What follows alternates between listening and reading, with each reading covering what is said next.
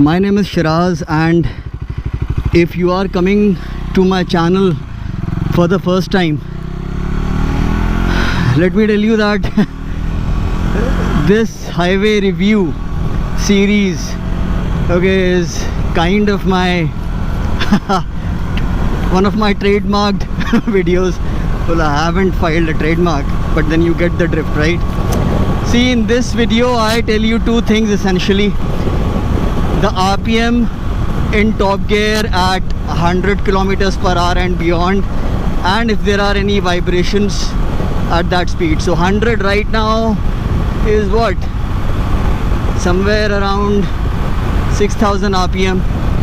See, the tachometer of Triumph's entire lineup in the 350 400 cc category is absolutely useless, so you'll have to zoom in and check. I'll just tell you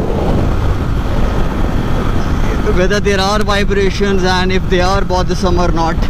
Okay, so let's start with 100 again.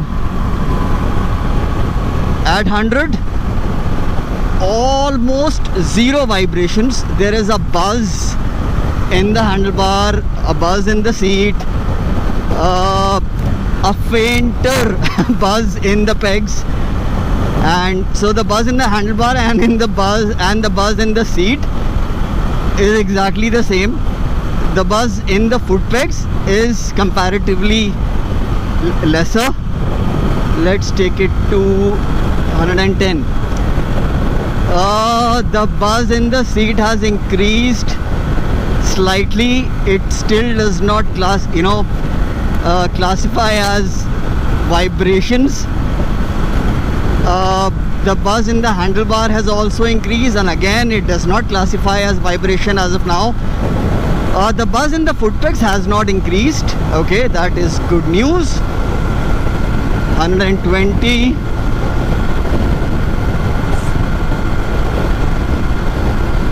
Okay, surprisingly zero change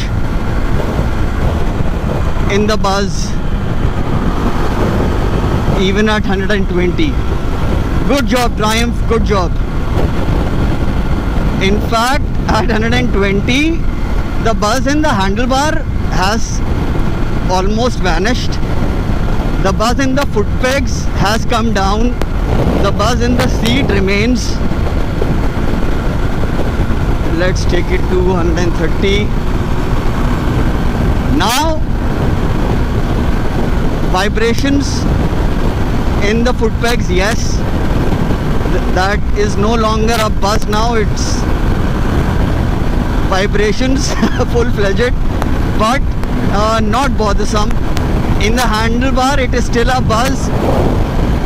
In the seat, somewhere between buzz and vibration, but not bothersome at all. Let's take it to 140. 140 and beyond, vibration in the handlebar, vibration in the foot pegs, vibration in the seat.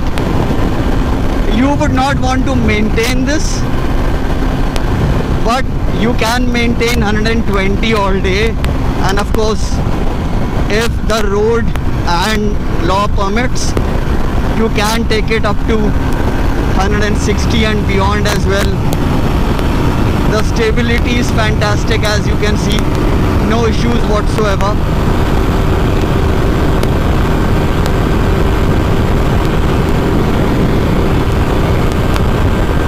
Yep, so that was the long and short of it. I would say that Triumph has worked on the vibrations. I guess the new crank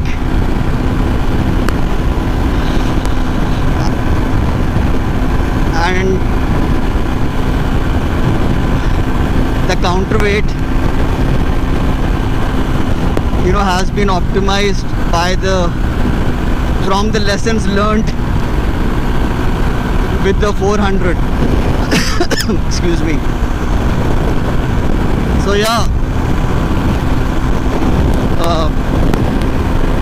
although you would not buy a tracker for touring, but it's a surprisingly comfortable motorcycle, and you can go touring on it. Yes. So guys, do subscribe if you haven't already. Do hit that like button and do that hype thingy as well. Do leave a comment, and I shall see you soon in the next one. Thank you so much for watching.